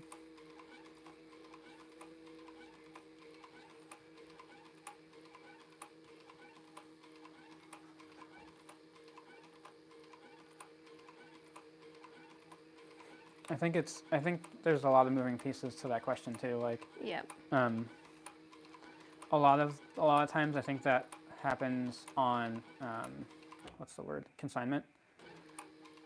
There's just different ways to do it. So they can buy your goods outright. You could do consignment. And then negotiating a percentage can be tough. But it's like, make a pros and cons list and then see what happens. You just don't want to lose any money. There, I got it. I think because the bobbin was the old thread, it wasn't happy. I forgot about that. So I redid that. Now it's happy. Yeah. Was the That's the only- other that's a- thread a little bit more stiff? Yeah, and it just kinked from Yeah. being at the end of the thing. And that's the other thing, you can't, when that happens, you kind of can't use that thread anymore. No, you can't really even You use it can't, in the it's over. bobbin.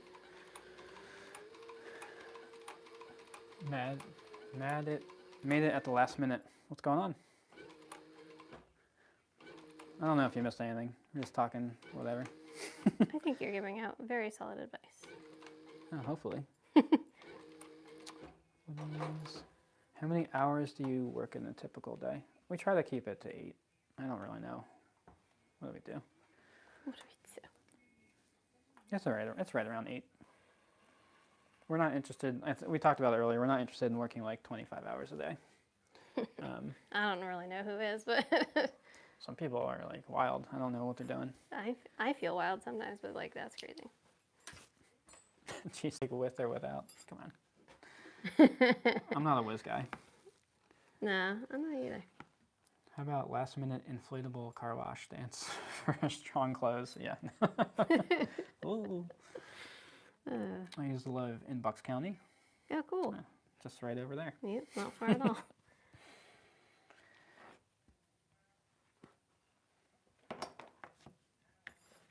I'll be right back. He's leaving me. Yeah, to stare at this. She's gonna stare at the table and ignore her, you guys. And then I'm gonna come back and be like, I don't know what happened. There's questions everywhere. That's accurate.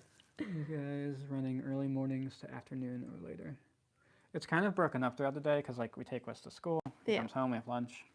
It fits very well into our day and our life, and we've kind of created a schedule around everything. Yeah. And it just kind of flows. So that doesn't answer your question. It's not typically just like a straight 9 to shot 5. of time. Yeah. We are very much looking forward to and seeing how it's going to happen when Wes goes to full-time school. Yeah. When he goes into kindergarten. It'll change things for sure. That'll help us get a longer stretch, and I feel will help us be more efficient. I agree with for you. sure. Yeah. But it, like I said, you weren't here, but how our business operates within and around our lifestyle and all that stuff was very important and thoughtful. Yeah. And it's ever changing, really, Yes. because our lives are ever changing. Our situation is ever changing. So it's an interesting time to be very flexible, especially when you have a kid. Yeah, I'm trying to think like throughout the week, you know, we take Wes to school, come back, get work in. We go pick him up around 1, eat lunch, and then I work till between 4 and 5. And that's generally it. I'd say Nick is bouncing around a bit more than I do, just because he kind of can with the portion of the business that he works on. You know, can be working on a computer on his phone for a lot of it, not all of it though, of course. But yeah, that's kind of how it works right now. And then the weekends kind of like ebb and flow as they go. But we do work on weekends too. The flexibility is what I appreciate. I wouldn't be able to just Yeah. go out and plant a garden on a Tuesday morning. Right. Can you hand me a wait? Oh, thank you. Okay. Didn't need to be so dramatic. Didn't ask for a dramatic wait, just a wait. Well, you gotta specify. Okay, next time.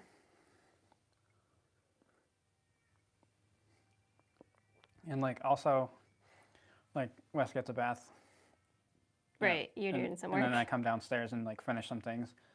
So like last night I cleaned up the shop a little bit, prepped up for today, boxed some stuff up. Yeah, he told me. He came up and said, Daddy's cleaning up downstairs. I was like, okay. He was like talking my ear off. I'm like, Wes, I just want to clean real quick. Can you just go upstairs and I'll be right up. He's a chatty Cathy. He really is. Crouching Leathercraft or Hidden Gardener is your movie title. I like it. My seedlings are pretty big now. Oh, you just sounded like the biggest nerd. My seedlings. The way you said it. Oh, my seed. I'm You're excited. Like, my And seedling. my onions are popping up a little bit. Oh, I love you. My asparagus is like yay tall.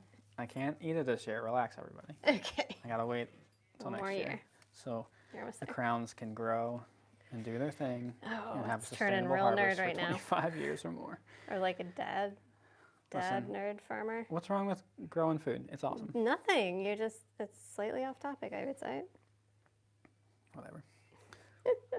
It's fine. I You're love slightly that off screen always today. No, that's accurate. Sorry. She's not sorry. Sorry, not sorry. I will be over at Yesterday, my 18-month-old pooped in the bath. And apparently he didn't want the tub, so he placed it on the bath mat. There's the things no one tells you about being a parent. Yeah, there's I a lot love of those. that. Oh my god, so many Kids- times Wes kids- pooped in the tub. Kids don't care. They just do whatever. Sure don't. Living in their own worlds. For better or worse. Pooping in tubs. Let the botany man talk. Or let the man talk botany. All right, go ahead. Go ahead. Botany. Look at that. I used to have like a grow system set up in our old basement where I was Look able like you to were start growing my weed in the transplants. basement. Yeah. I wasn't. I was growing tomatoes, but close enough. There's something so exciting about eating your own food. Did that a tape come yet? Hello? It'll be here today. Yeah. I also got a surprise thing in there. Oh, of course you did. What is it? Well, I wasn't going to pay for shipping and not Get a surprise. get something else. I wasn't going to pay that for shipping of a light item. Yeah. That makes sense. Where's your workshop located? We're semi-subterranean and we're in Pennsylvania. We're just outside Philly. Hemlock and hemp and Hyde. Can't you just You angle? could do hemp jeans. That's a Angle thing. this camera that way a little I'm bit. happy. This is fine. I'm gonna be over here Why? Why don't you move this over there? You have because to it's be. already set up. You I'll know where the s- camera I'll is. Do scooch. it. I'll scooch. This is good. Is that good? It's good enough. Yeah, you can be seen. At least it's not just me. You can see half your hair. People can feel connected. To my hair.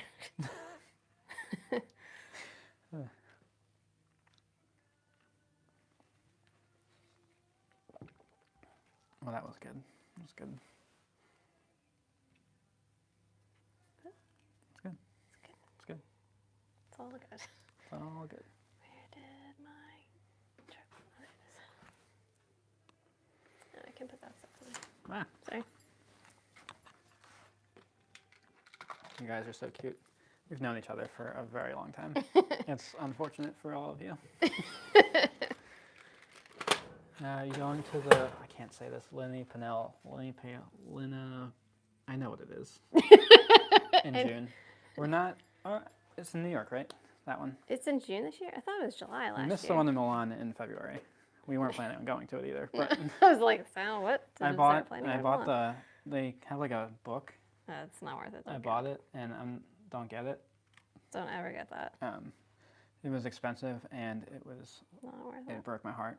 Because I mean, I've bought expensive art books and they're usually just incredible because the pictures are great.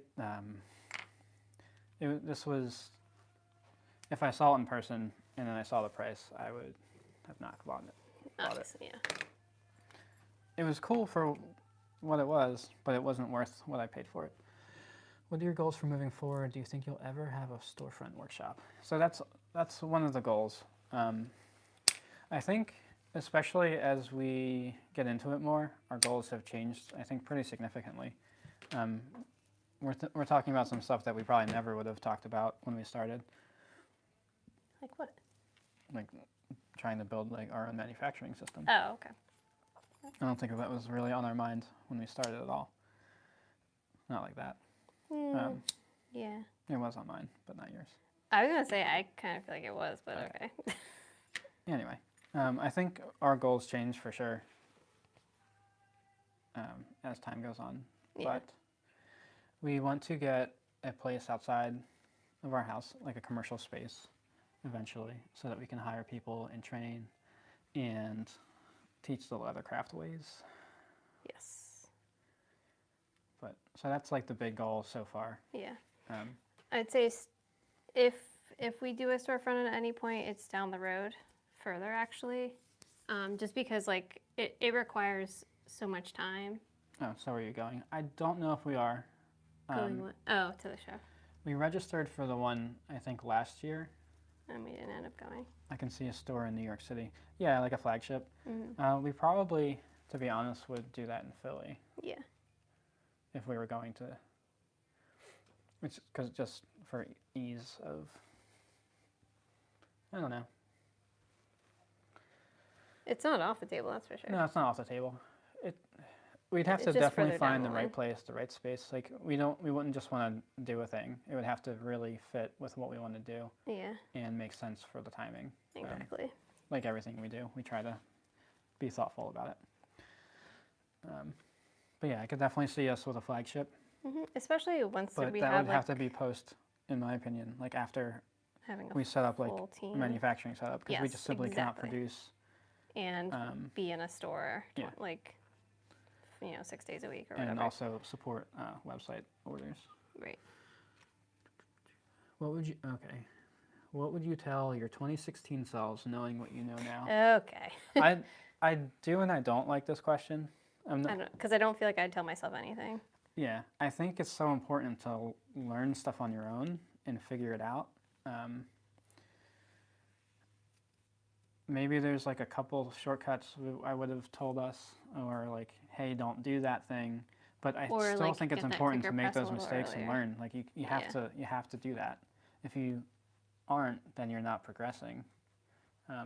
We try to be calculated with our mistakes, but I think I agree with Leanne. I don't know if I would have told us anything, because we haven't, like, we've made some dumb choices, but I think it was important for us I to. agree with you, and I think it helps mess us up. in our decision making, as we go. And nobody no one's perfect, and we're not claiming to be perfect or anything like that. Definitely not. Messing stuff up all the time. You're watching this. I'm sorry. But I mean, I think the advice that we're giving is from that perspective, like what we've done to help us be successful and what worked for us. Well, so you guys probably even wouldn't want our advice if we hadn't made mistakes, right? Yeah, And exactly. like learned from them. But yeah, I mean, I appreciate the question for sure, but I wouldn't change it. No, I wouldn't either. I think we've tried very hard. Like, we're not just in it to just be like, let's grow, let's mess everything up, or I don't know, let's grow beyond our reach. Like, I think we're trying to do things in a very scalable way, because that way you're also mitigating those really big mistakes you could make if you were to scale way too large, way too quick.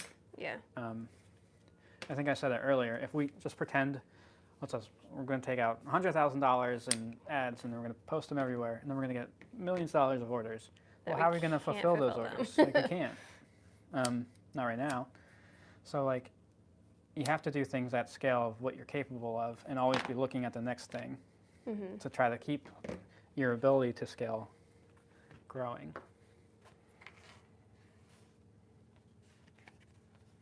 Okay, so much junk out there. Your leather goods are the nicest I've seen. Oh, thanks. Thank you very much.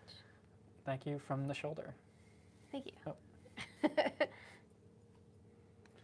I tell my 2016 self to invest in Tesla, but get out before 2022. Hey, if we're talking stock advice, that's different. Yeah, I was going to say, there's some different things in there. And also short GameStop. Yeah, definitely. Well, did you want to short GameStop? I don't think you did. I guess it depends on when you got it. Anyway.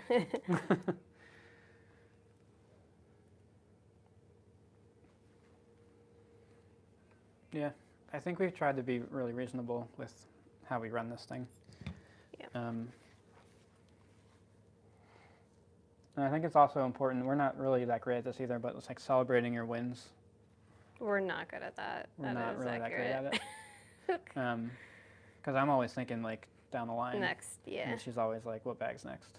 Yep, that is very true. But we'd have to, like, sometimes when I get really frustrated, I'll just stop and I'll read a book, and then I'll appreciate the path that we followed and like how we got here and or what even we've like done. look back at our Or Instagram. look back at pictures a year ago and be like, oh man, Yeah. that's only then. I did that the other day. I looked back Yeah. and I was like, man, so much has already happened in this house, Yes. in this studio. Yeah. We've only been here for what, 3 years?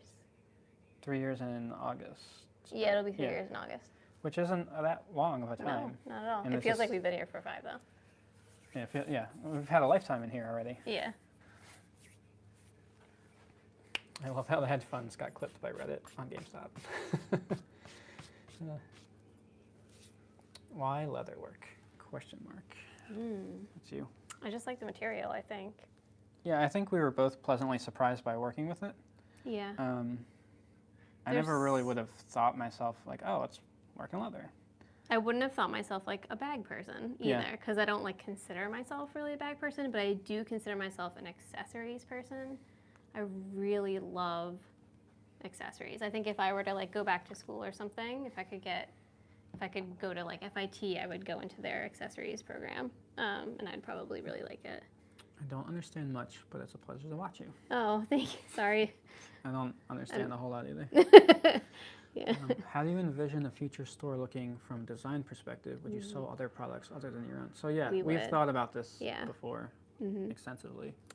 Because it is the dream, right? The dream is to have The dream. a studio outside of our home and then also have a storefront. That is like the end, like not the end dream, because I'm sure we'll have dreams after that too, but No, one of the no dreams.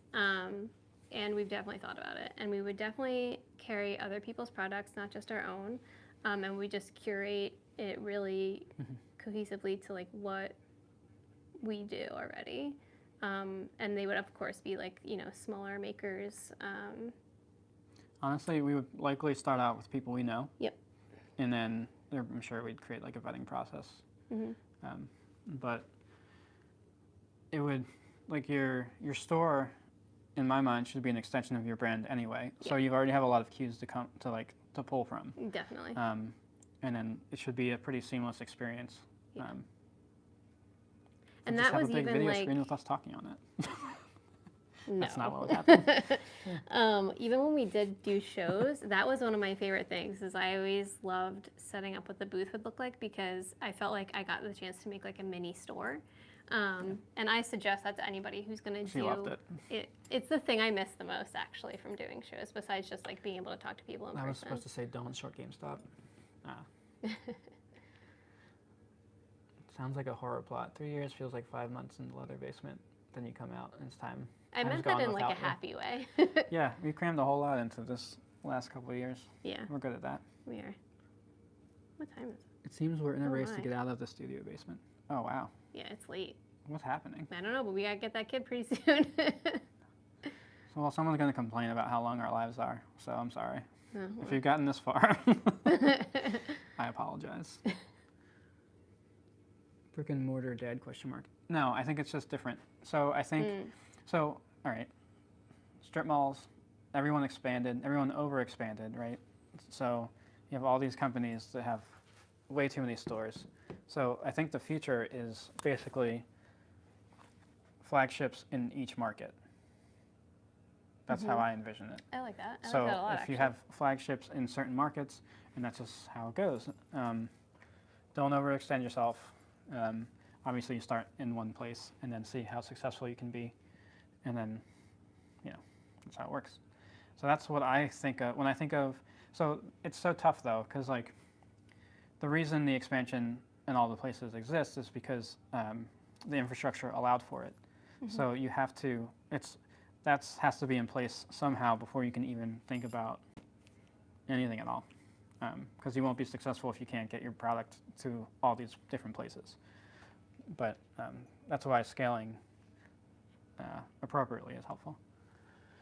My father's profession is one of the very few masters of Turkey. I wish masters in Turkey could get value for their labor. Well, I mean, the internet's worldwide, right? So if you can communicate the value of that, you might be able to do it a different way. do it in a different way. What are you currently carrying day to day? Do you carry around new designs before deciding to release them? Yes, I do carry them around before I decide to release them. I wouldn't say for like a long time though. No, not super long. You're not like this is a full year. We're pretty quick, I feel, on turnaround for Yeah. like. Well, product most of it's design, because I've been thinking about it pre-order. forever before I actually physically start to make anything. But right now, I switch between my Charlotte sling bag, my mini Shelby, and the new Sally. The Betty is just constant, and she's switching, and the little Betty wallet is switching into all the bags. So We might be looking at a new shop. Looks like the Arts District might get sold off to investors in the next 18 to 24 months, according to a leaked development document. Well, that's not fun. But I mean, everything's an opportunity, right? So if you find a new space, anything you learned from your first space, you can move into the next one. That's true. Or you You can did have a decide to great just deal do there, though. manufacturing there and try to sell online. That's Yeah, you got a lot of options. But change can definitely be scary, especially when it's a forced change like that. Yeah, I was gonna say when it's not in your decision or control. But if you know 18 to 24 months out, I mean, things move slow in the development world sometimes. Sometimes that's said, and then 10 years later, it's still the same. So That's it true. really depends. You might, I don't know if it's too late to also just like be a part of that decision at a local level and go to like zoning board meetings and stuff like that, and just voice your opinion as a business owner. But I definitely would recommend that if you can. Yeah. Yeah, I know. We gotta go. Sorry, guys. You have so many good questions. I love self-testing my prototypes. One of my favorite parts. You guys both test the gear. Oh yeah. Definitely. All right, guys. All right, we gotta go. We got all the This is answers a right. longer one than I this- expected. Yeah. That's what she said. Oh God, that was horrible. What a You're way wel- to end it. You're welcome. No one's gonna get this far. Come on. All right, guys. Thank you, YouTube. Thank you, Instagram. Thank you guys for watching. Yeah, thanks for your questions. Sorry for the slow start. If you watch from the beginning, we had some technical problems. Oh yeah. I think. We'll work out the kinks. Yeah, the I next think next few, time right? will be fine. And hopefully you can hear us on YouTube because we are mic'd this time. Yeah. Thank you for this. I look forward to the next one. Cool. Yeah. And yeah, thanks again for your questions. should And be. thanks also for translating for me on the fly. Yeah. We'll see you next week. We do Thursdays. Yep. 10:30. Around 10:30. Eastern Standard Time. That's it. Yeah, I guess it is. That makes sense to tell people. People are from all over the place, so. All right, guys. If we go to Turkey, they have a cup of tea waiting for us. Oh, that's very nice. Probably Bye. the best tea ever. Bye, guys. I don't know what to do with this one. You got it.